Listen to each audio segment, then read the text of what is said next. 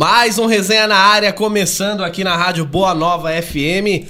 E hoje um programa especialíssimo. Eu e o Giancarlo Giuliette, não é, Jean?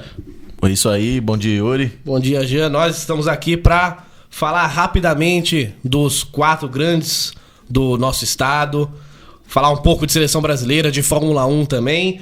E depois vamos rapidinho para uma mesa redonda especialíssima.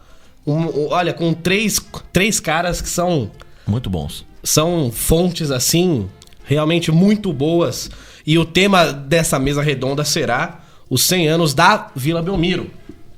E para falar só dos nossos 3 caras que vão estar conosco aqui, para dar aquele gosto sensacional para que você fique aí e ouça essa bela mesa redonda, é o Pepe, gente. É o Pepe, o ex-jogador de Santos, de seleção brasileira, realmente um dos maiores jogadores de todos os tempos, está aqui e vai falar com a gente sobre os 100 anos da Vila Belmiro. Logo, logo fique aí para não perder esse bate-papo maravilhoso. Mas antes disso, vamos falar um pouquinho, né? Vamos. Do nosso Campeonato Brasileiro, que já tá quase definido, né, Gê? Pra mim, Palmeiras já é o grande campeão. E a razão pela qual eu falo isso, que é?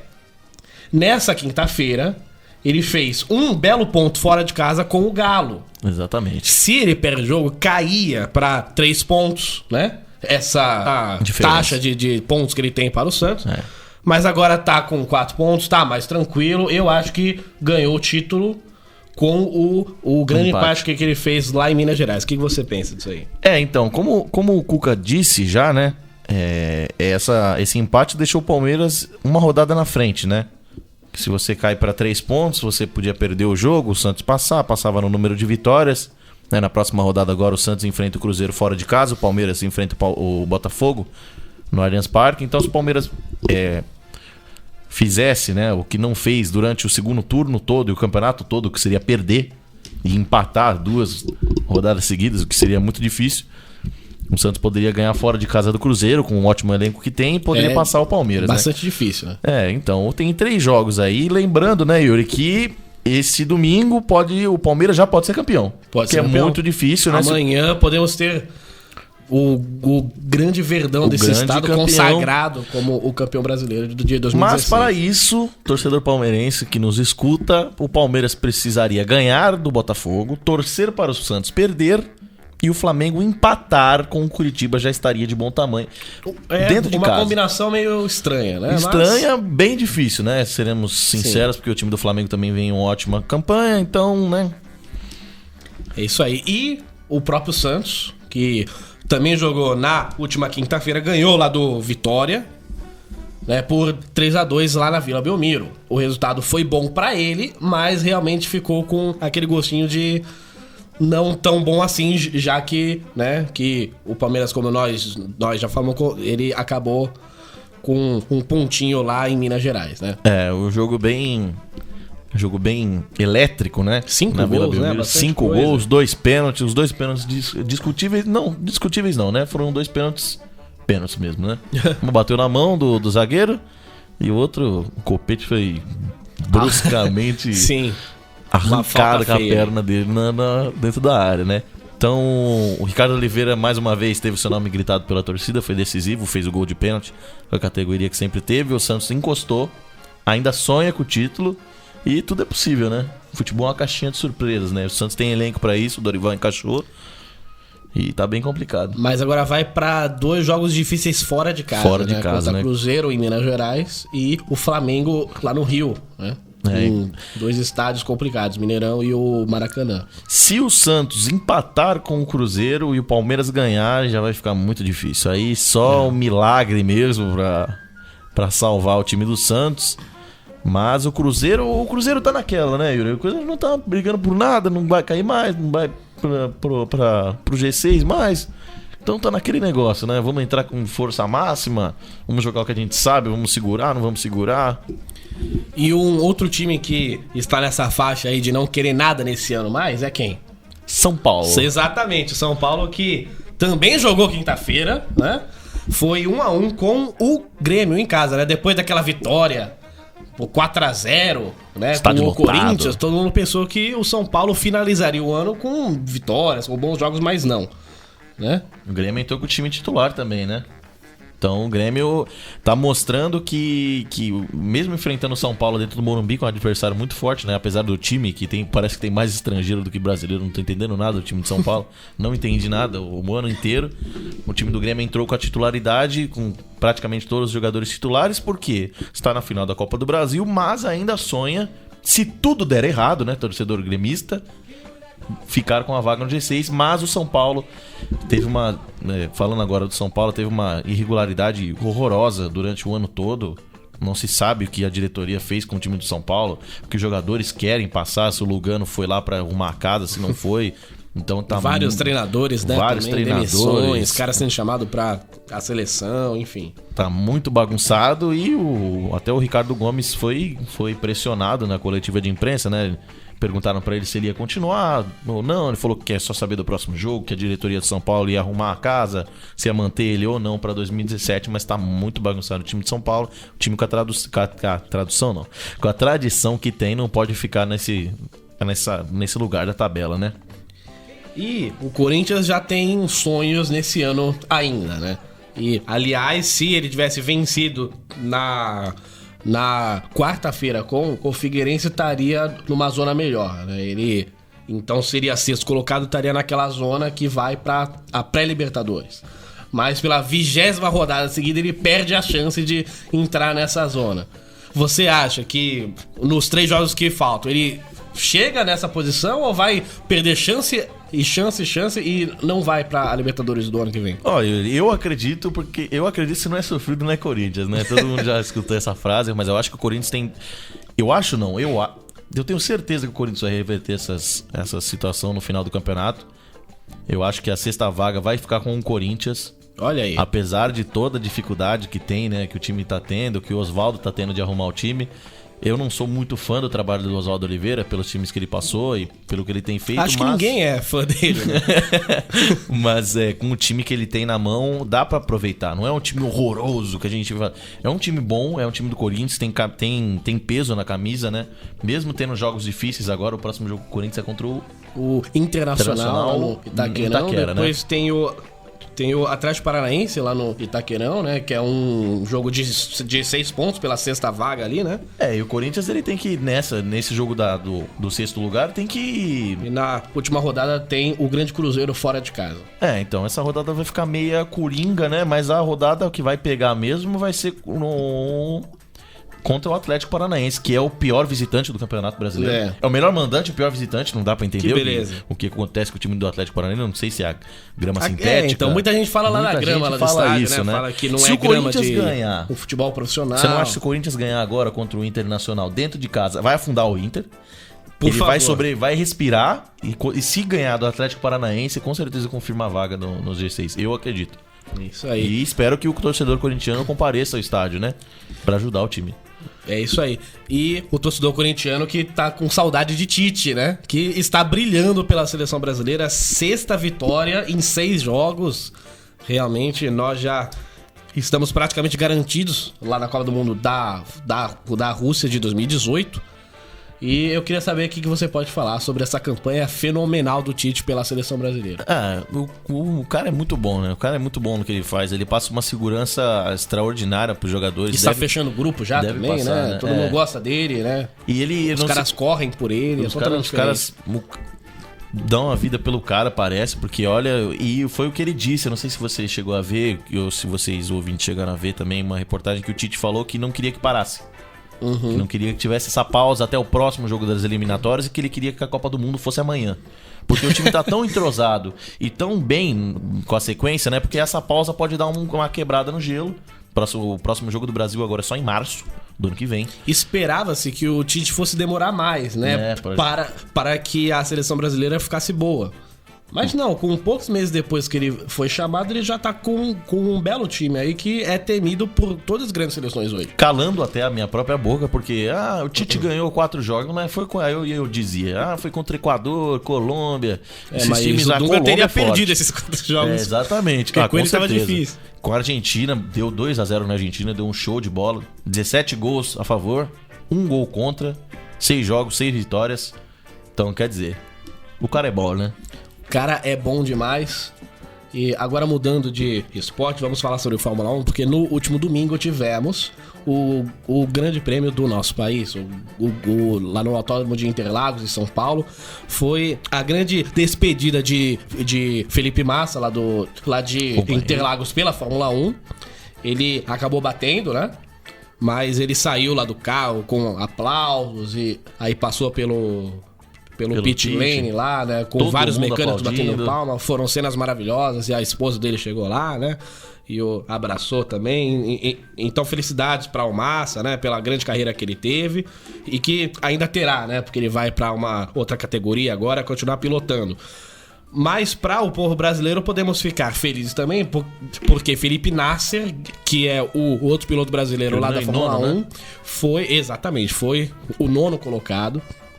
Uma ótima corrida, chovendo, e o carro dele, que é a Sauber, é muito ruim. Mas o cara conseguiu chegar lá, foi 9º lugar, e o cara conseguiu 2 pontos para a Sauber, que acabou virando 10ª, né? Ela era a 11ª, com os 2 pontos feitos pelo Nasser.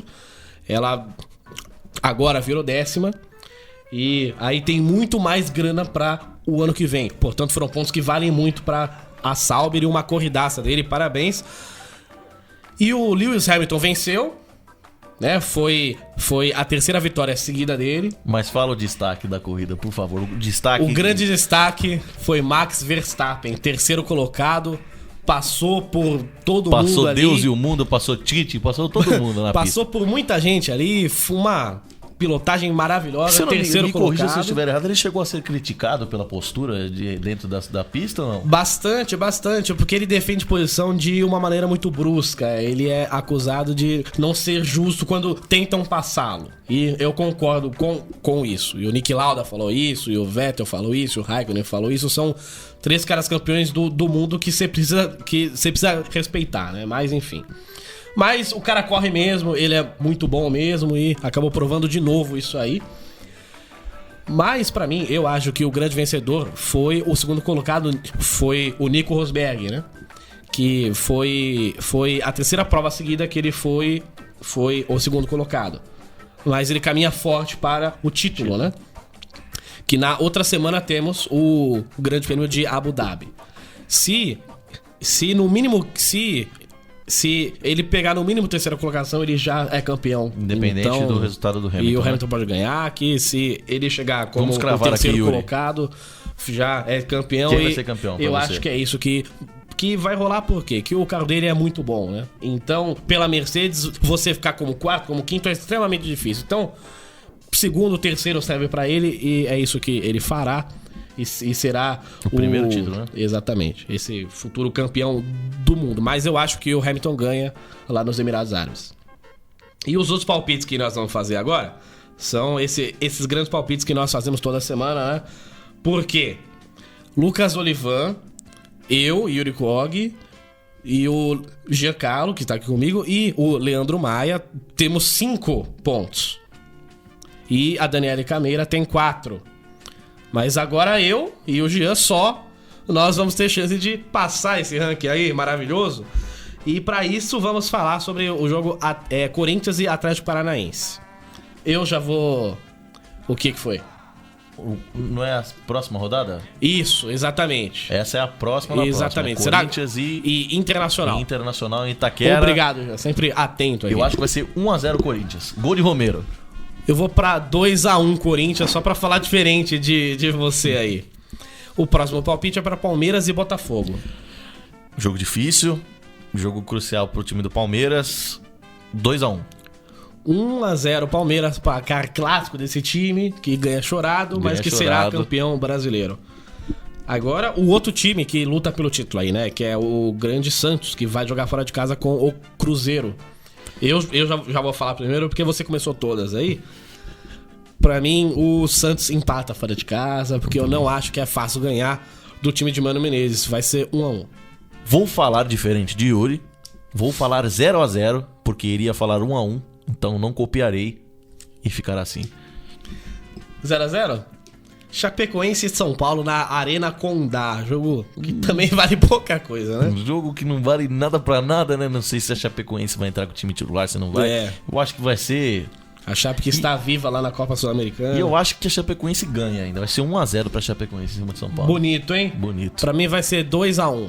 Pra quem? Pra Chapecoense. Pra Chapecoense também. São Paulo está com pouca moral no nosso programa aqui. Valeu, Jean, pelos seus pitacos aqui nesse programa de hoje. Obrigado você, Yuri. Agora continua, né? Que agora continua com um bate-papo maravilhoso aqui, hein? Nós vamos para uma mesa redonda sensacional com a presença de Pepe, como eu falei já, e a apresentação de Lucas Olivan e Leandro Maia. Bom dia a todos os ouvintes e amantes do esporte. Começamos hoje a nossa terceira e última mesa redonda do ano no Resenha na Área, com locução de Lucas Olivan e comentários de Leandro Maia. Bom dia, Leandro. Bom dia, Lucas. Mais um prazer aqui em mais uma mesa redonda, hoje recheada com craques do campo, do gramado e craques também que escrevem também, né? Tem craque do campo, da comunicação, da história, tem bastante gente. No programa de hoje, a gente vai falar sobre os 100 anos da Vila Belmiro. Nossos convidados são o jornalista Ted Sartori, autor do livro do Centenário da Vila, o historiador Gabriel Davi Pierin e um dos maiores jogadores da história do Santos Futebol Clube, o famoso Canhão da Vila, José Pepe Macia. Bom dia, Gabriel. Bom dia a todos. É com muita satisfação que eu faço parte aqui dessa mesa. Bom dia, Ted. Bom dia, Lucas, bom dia, Leandro, bom dia aos convidados. É uma satisfação também, sem dúvida, de falar de um assunto que a gente conhece tão bem, né, que é a Vila Belmiro. Bom dia, Pepe, tudo bom com o senhor? Bom dia, um grande abraço a você, a todos. Satisfação de participar do programa. Pode contar que tenho certeza que vocês vão conseguir fazer um programa muito bom. Começando o programa aqui, vamos dar um pouco aqui do currículo do Pepe, né? Olha que é só. Bastante extenso. Tem que ser um pouquinho, senão a gente fica um bom tempo aqui, né? O Pepe, que tem números extraordinários no futebol, jogou de 54 a 69, né, no Santos, marcando 405 gols em 750 jogos. É o segundo maior artilheiro do Santos e o segundo jogador que mais atuou pelo Peixe. Bom, então com a ficha dada, né, a gente começa já com o senhor, com o Pepe.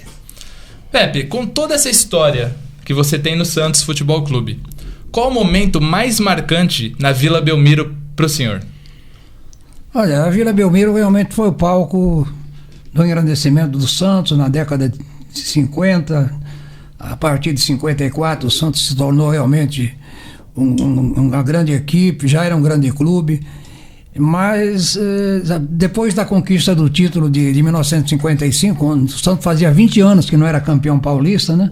O Santos embalou de vez e conseguiu grandes títulos, chegando ao Sul-Americano, Bimundial. Mas tudo começou realmente na Vila Belmiro a partir de 1955, onde o Santos quebrou assim uma escrita de muito tempo sem título, desde 35 que o Santos não era campeão, faziam 20 anos, né? E eu tive a satisfação e o prazer enorme até hoje que a gente conta, porque realmente foi o gol do título. Eu fiz o gol do título contra o Taubaté na Vila Belmiro, o jogo caminhava para o final, estava 1-1. Se empatasse, nós íamos ter que decidir com o Corinthians, e se perdêssemos, o Corinthians era campeão. Então eu fiz o segundo gol na Vila Belmiro, ali no gol de entrada da Vila, um tirombaço de fora da área, venci o goleiro Floriano, né? E o Santos se sagrou campeão.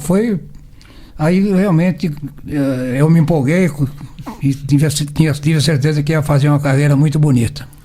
Que legal, Pepe. A gente falando aqui da Vila Belmiro, o Ted, né, escreveu o livro dos 100 anos da Vila Belmiro, que ficou pronto e depois teve um projeto para arrecadar fundos e lançar os exemplares. O que você e o Almir Risato prepararam para o público, Ted? Então, Leandro, Lucas, Pepe, Gabriel, o livro, né, eu costumo dizer que ele não é um livro inventarial, né, ele é um livro cronológico, mas não é um livro inventarial. Como é que é isso? Não é um livro que você vai encontrar que ano se ergueu a arquibancada X da Vila Belmiro ou coisa do gênero, não. É um livro de histórias que contam desde 1916 até 2016. A última história do livro é o título paulista contra o Audax, do Santos contra o Audax, o gol do Ricardo Oliveira. E a primeira história, naturalmente, é da compra do terreno, da escritura da Vila Belmiro, enfim.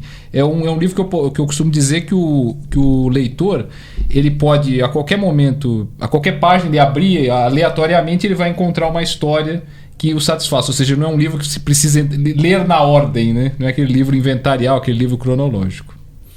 Que legal. Então é um livro com muitas histórias aí. Fica a dica, né, de leitura pro pessoal. Bom, tem o Gabriel aqui na mesa também, que é historiador e conhece muito sobre a Vila Belmiro. Também é autor de um livro sobre a vila mais famosa do mundo, que é O Nascimento de um Gigante, a história da fundação do Santos Futebol Clube. É isso, né? Exatamente, certo. né? E como foi escrever sobre o início de toda essa história, acompanhar a fundação de um dos maiores clubes do Brasil? Bom, primeiro, né, que satisfação a gente ter o Pepe aqui, um dos protagonistas, né, contando um título tão importante, né, para a história do Santos. Para o historiador isso é muito importante, e o livro é o desafio de fazer O Nascimento de um Gigante, né, um livro que conta a história da fundação, é justamente a gente não ter esse testemunho, como hoje a gente está tendo aqui. Né? Então a gente conta uma história de mais de 100 anos. Então foi um livro que a gente se baseou muito mais nas atas, né? Muito mais no documento histórico do que propriamente no testemunho. Mas foi aí que foi um grande desafio para o historiador, né? Na medida em que o tempo se distancia, os desafios são maiores. Né? Então a história que pouca gente conhece, né? Justamente pela falta de material, tornou o trabalho investigativo assim muito satisfatório, foi gratificante. E da época da fundação para cá, a vila, ela mudou muito, assim, pode falar que é outra Vila Belmiro ou ela tem ainda a sua essência de lá do começo, do início de tudo? Em alguns aspectos sim, mas é outra vila, né? Inclusive a Vila Belmiro, ela nasce como uma praça de esportes, né? Uma modesta arquibancada para 2.000 pessoas, até coreto tinha. Né? Então ela foi crescendo junto com o clube, mas um clube que já desde os primórdios ele desponta. Primeiro com destaque regional, depois já logo consegue um destaque estadual e depois como primeiro grande campeão mundial, né, de um clube, primeiro clube brasileiro campeão mundial. Então a Vila Belmiro foi crescendo junto. E o aspecto que a gente pode falar que se assemelha até hoje, a vila de hoje, é o fato de a gente ter um estádio dentro, né, de um bairro, ou seja, é integrado com o bairro, com a população santista.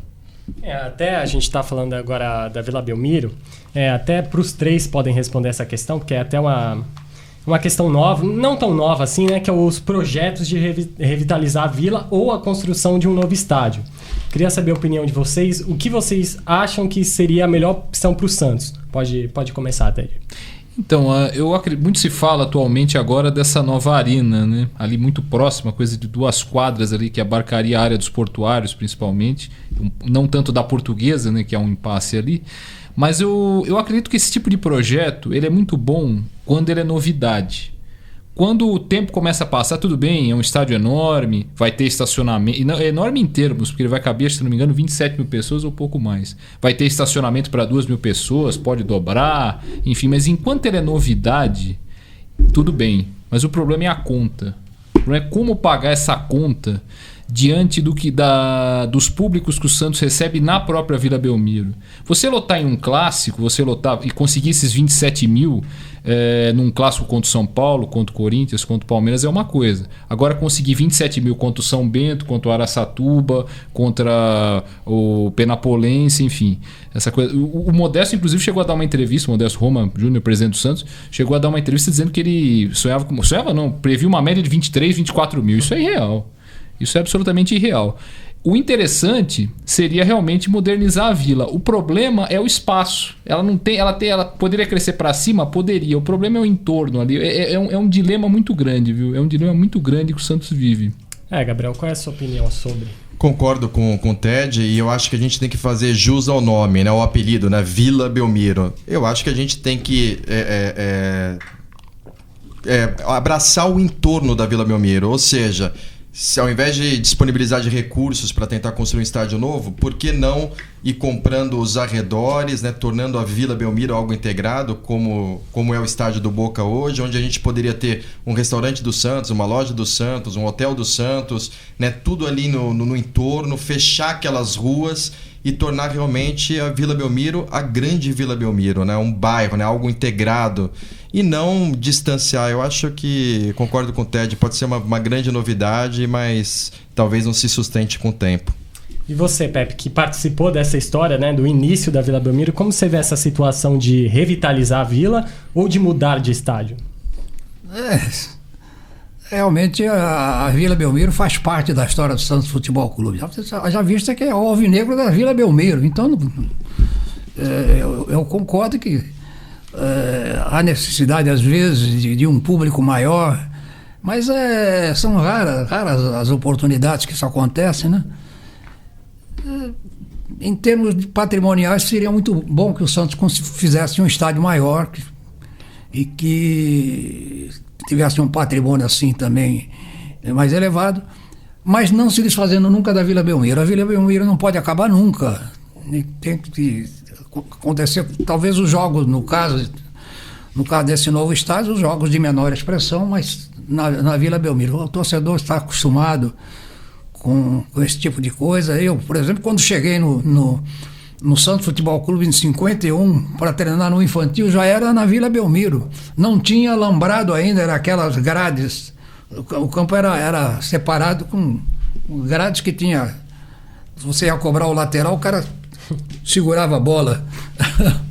E romântico, bacana. Como eu sou um pouco saudosista, eu sou favorável que a Vila continue sempre, eterna.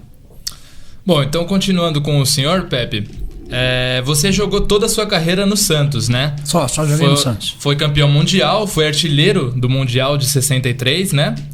E você acha que antigamente a Vila Belmiro era mais valorizada, mais respeitada pelos rivais, pelos adversários, ou isso não mudou? Olha, na verdade, eu não fui só jogador, fui técnico do Santos algumas vezes também. Na verdade, esse pessoal de São Paulo, mas principalmente os clubes do interior, quando vem descendo a serra, que vem jogar na Vila Belmiro, eles já vêm preocupados. Eles já vêm sabendo que o chumbo vai comer, que o Santos realmente cresce de produção na Vila Belmiro. Já era no meu tempo, embora a gente tenha, devido à grandeza do clube, fomos conquistatistas no Maracanã, no Morumbi, no Pacaembu, etc. Mas a Vila Belmiro é o xodó do torcedor e tem que continuar. Eu acho que isso também depende muito do time que o Santos tem, né, para atrair esse público, que não é um problema só do Santos, né, ultimamente, que não consegue atrair o pessoal. E você vê, Leandro, mesmo no tempo do seu Pepe, do Pelé, ele pode falar melhor do que eu. Os públicos não eram tão grandes assim, às vezes em jogos, mesmo com aquele grande time, né, seu Pepe? Você pode falar até melhor disso. Que isso é um problema que o Santos tenta resolver já há alguns anos, né? A falta de público até em jogos mais expressivos. Consegue lotar na final, né, do Campeonato Paulista, Libertadores, mas em alguns jogos até mesmo no Campeonato Brasileiro, agora mesmo, importante, que o Santos está disputando o título, não consegue chegar numa lotação ali de 90% do estádio, né? Eu fico com a impressão, até o Gabriel certamente pode falar sobre isso também, eu fico com a impressão que o Santos se acostumou a ter o Santos Futebol Clube tão próximo dele com o tempo. O Santista, entre aspas, ficou meio mal acostumado. O Santos está aqui à disposição. Eu vou quando eu quero, vou quando eu tenho vontade. Isso, repito, não é uma coisa geral. Mas eu acho que isso é uma justificativa, uma das, né? Outra é preço, é custo de vida, é uma série de coisas. Mas essa justificativa está no meio, está acoplada a esse aspecto econômico, na minha opinião. Gabriel, como você vê que vai demorar um pouco a construção do novo estádio, não é de uma hora para outra que se constrói. Como você vê que o Santos pode tentar dar uma melhorada nessa situação? Porque uma visão que eu tenho também é que aquelas cadeiras cativas dão uma atrapalhada também no estádio encher também, porque a cadeira já fica ali para a pessoa não vai acabar ficando vazia, né? Você acha que o plano de sócio, que é feito pelo Corinthians, Palmeiras e Inter, que são referências em planos de sócios no Brasil, você acha que melhorar essa situação no Santos dá uma chance de aumentar o público no estádio? Eu acho que é uma série de fatores, né? O Ted colocou bem, né? Talvez esse fator facilitador, né? Quer dizer, o estádio está próximo, seja algo que acomode o torcedor em casa. Eu imagino que o pessoal de marketing vem batendo a cabeça para tentar buscar novas ações, e o Santos tem aí um programa interessante de sócio-torcedor. E eu acho que a questão do preço, a questão hoje também da facilidade, quer dizer, com pay-per-view, né, Premiere, essa série de coisas também que antigamente eu lembro que você tinha que ir no estádio ver o jogo do Santos, né? Eu não perdia quando tinha 8, 9, 10 anos, porque ou você ia pro estádio ou você ficava sem ver. E hoje eu acho que a gente tem esse facilitador também, né? E acaba prejudicando vários jogos. A gente já viu aí alguns clássicos com estádio relativamente, né, vazios. Então, eu acho que tem que ter um atrativo. É como eu falei, né?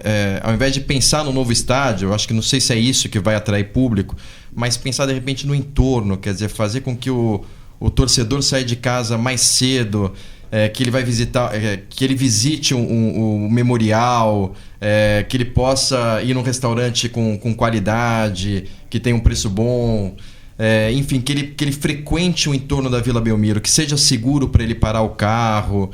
Então, eu acho que se melhorar nesse aspecto, eu acho que a gente consegue levar o torcedor. Agora, levar o estádio para longe, eu acho que vai dificultar ainda mais as coisas. Pepe, mais uma pergunta para o senhor. Você jogou muito tempo com o Pelé e você até chegou a dizer em algumas entrevistas que o Pelé vinha de outro mundo, que não dava para competir com ele, que o senhor era o melhor humano, né? Ele era ET, que ele veio de outro mundo, era de Saturno. E que o senhor era o melhor humano e que ele era o melhor de outro planeta. Essa frase ficou famosa. E como foi jogar por tanto tempo com o Pelé e fazer parte do time que é considerado o melhor time da história do futebol? Logicamente a gente fica feliz, né? Saber que nós já fazemos parte da história do Santos Futebol Clube e vamos continuar para sempre fazendo, porque a nossa fase foi uma fase extraordinária. O Santos tanto ganhava aqui, como ganhava na América do Sul, como ganhava na Europa. Excursionava praticamente 4 meses por ano, 2 meses na América, 2 meses na Europa, todos os anos. Se tornou o clube mais conhecido do mundo, graças a todo o seu poderio. E principalmente porque nós tínhamos o rei da bola do nosso lado, com a 10. Mas independente disso, e curiosamente até na maior façanha do Santos Futebol Clube, que foi os jogos com o Milan, em 63, o rei não esteve presente. Quando nós ganhamos do Milan 2 vezes no estádio do Maracanã, sem o Pelé, sem o Zito e sem o Calvé. Muito bom. Estavam contundidos. Contundidos. E o time mesmo assim dava show, né? Espetacular. O Santos, ele sempre teve isso de ser ofensivo. Não é de agora que a gente vem ouvindo falar de DNA ofensivo, né? Mas até mesmo antes do time que o Pepe jogou, já tinha o Feitiço, o Araquém, o ataque do 100 gols, né? Ataque dos 100 gols, isso na década de 30, né? Sim, bem no início da história. Então, como que o Santos é o time com mais gols na história, né? Então, como que foi essa questão de vocês fazerem muitos gols, né? Então, e num jogo de vocês era certeza de gol, né?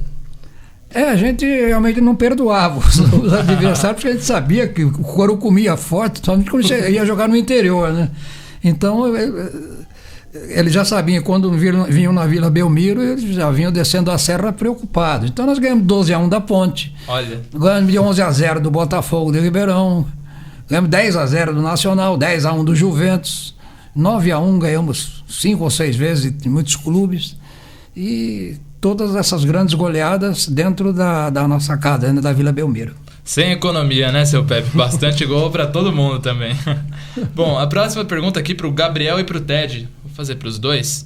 Vou direcionar primeiro para o Ted aqui. Para muita gente, principalmente para os mais jovens, que têm, assim, digamos, menos tempo de acompanhando o futebol, o melhor jogo da Vila foi aquele 5-4, Santos e Flamengo, que teve o gol do Puskás, do Neymar, teve gol do Ronaldinho por baixo da barreira. Teve tudo naquele jogo. Teve pênalti do Elano que o Felipe defendeu fazendo embaixadinha. Teve tudo, né? E pra vocês, né? Primeiro pro Ted, tem algum jogo em especial na Vila que você gosta de lembrar, que fica mais na memória? Tem mais de um até, se você permitir mais de Claro.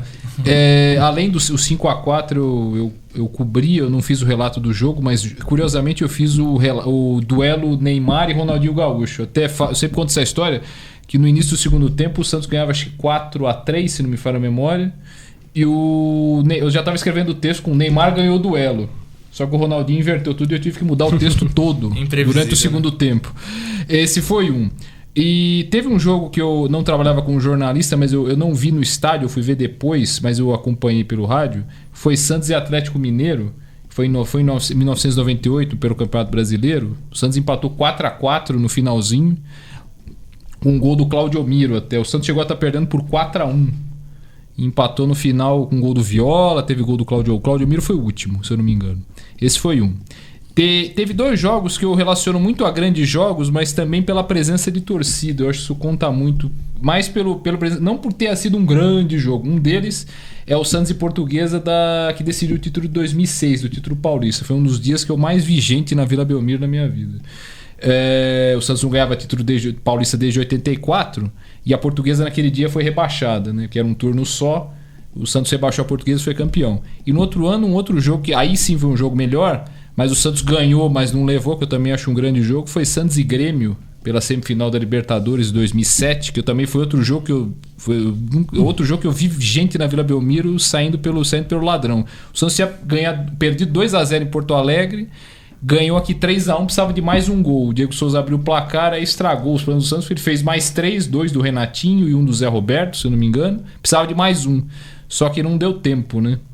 O Renatinho podia ser a noite do Renatinho, acabou não sendo, mas eu colocaria esses agora de cabeça, além do 5x4, colocaria esse 4x4, o 2x0 da Portuguesa e o 3x1 do Grêmio. E pra você, Gabriel?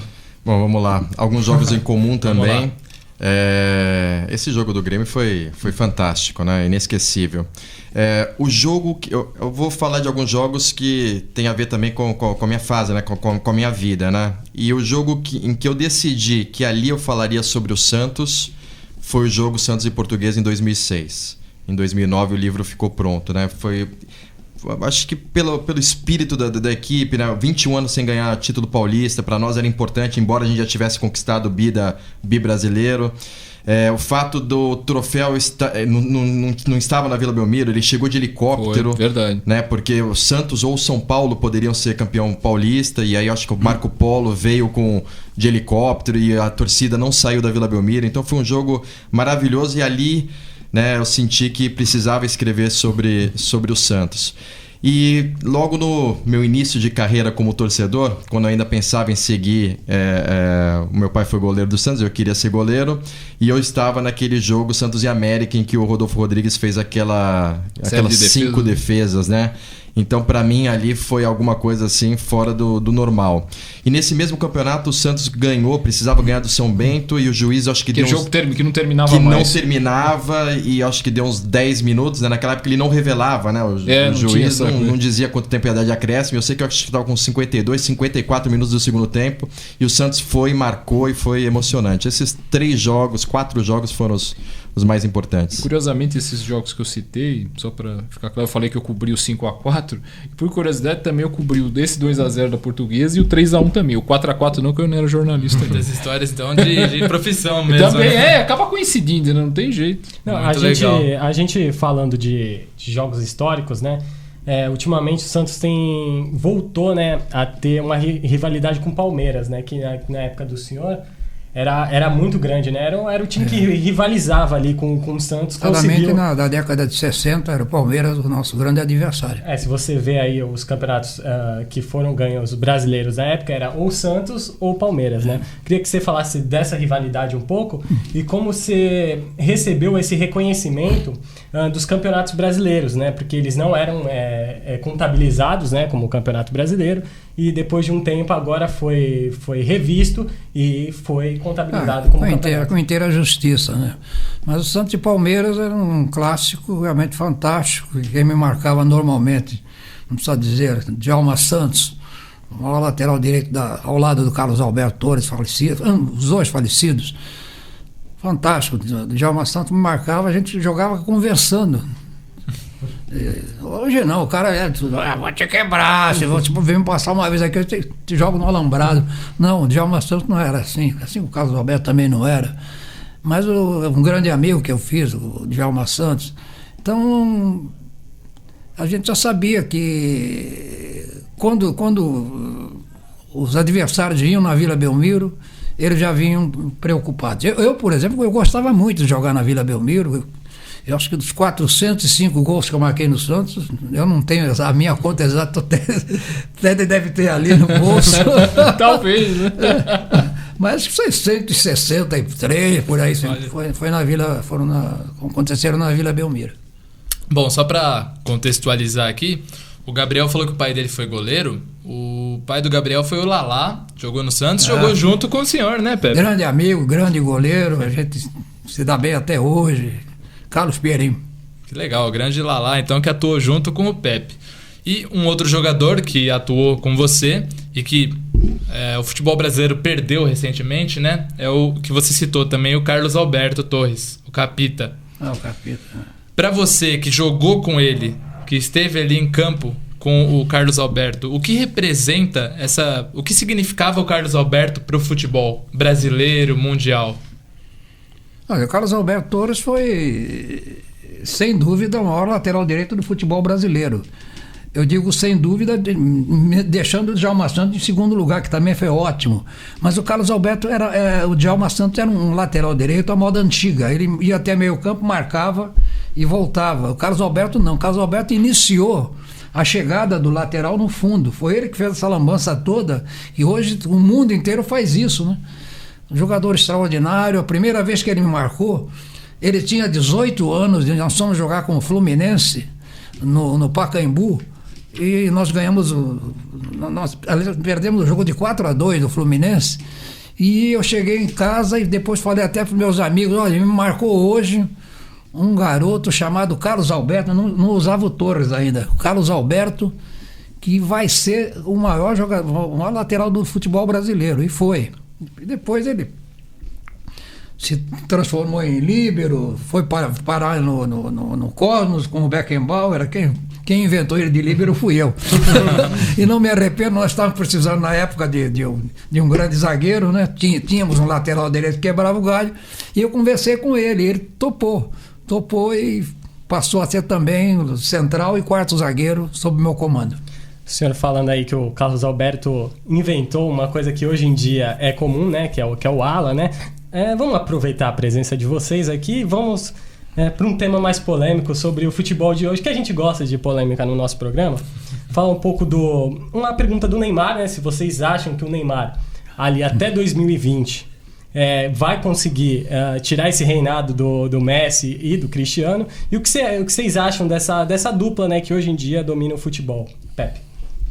O Messi atualmente, com grande destaque, tem sido considerado o melhor jogador do mundo. Pena que na nossa época não tinha essa escolha, né?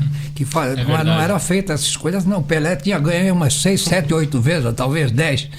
Mas eu acho que está chegando a vez do Neymar. O Messi,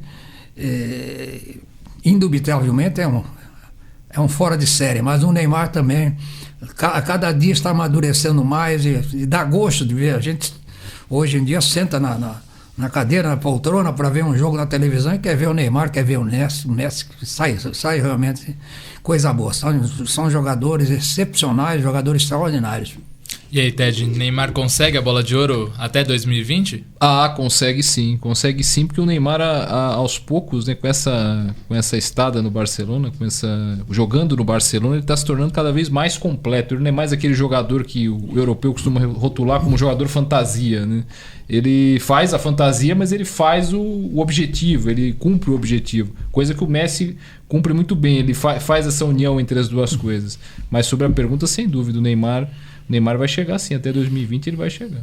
Eu já contei essa passagem para o Ted, mas eu vou repetir. Eu estava trabalhando na Arábia e o Guardiola foi meu jogador. Olha, Guardiola. Foi meu jogador na Arábia e a gente lá tinha muito tempo de bater papo, de conversar, tomar chazinho, treinar e no dia seguinte a mesma coisa. repetitivo, então ele me perguntava muita coisa do Santos, eu contei muita coisa do Santos para ele, como é que era na nossa época. E ele me chamava de Mister, tem um jogador na Espanha, um argentino chamado Lionel Messi. Tem 17, 18 anos, você vai ouvir falar muito dele. Jogava no juvenil do Barcelona. E você, que história, né? O que você acha do Neymar, do Messi, do Cristiano? Dupla fantástica. Acho também que o Neymar está cada vez mais maduro. É uma questão de tempo.